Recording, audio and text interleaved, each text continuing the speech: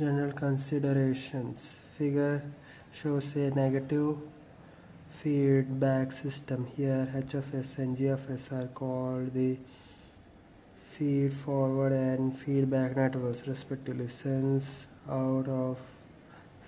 the output of G of S is equal to G of S, Y of S, the input to H of S called the feedback error is given by hex of x and minus G of x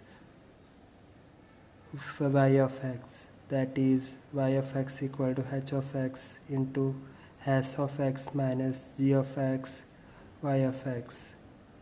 Here you can see the figure of general feedback system.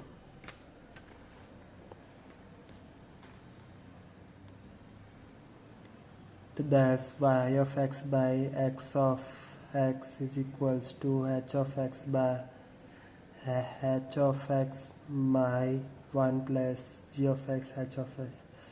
We call h of s the open loop transfer function and y of x by s of x the closed loop transfer function. In most cases of interest in this book, h of s represents an amplifier and g of x is a frequency independent quantity.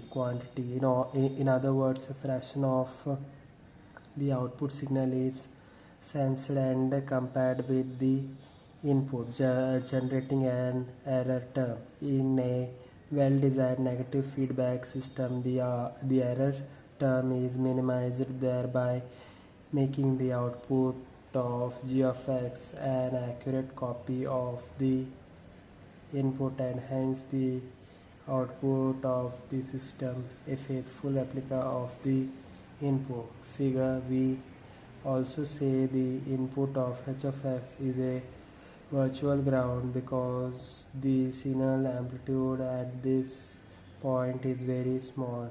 In subsequent developments, we replace g of x by a frequency independent quantity beta and call it the feedback factor. Here you can see the figure similarity between the output of feedback network and input signal. It is instructive to identify four elements in this feedback system. Of figure 1, the feed forward amplifier; 2, a means of sensing the output; 3, the feedback network; 4, a means of generating the feedback error. These elements exist in every feedback system, even though they may not be obvious in cases such as a simple common source stage with resistive degeneration. Thank you.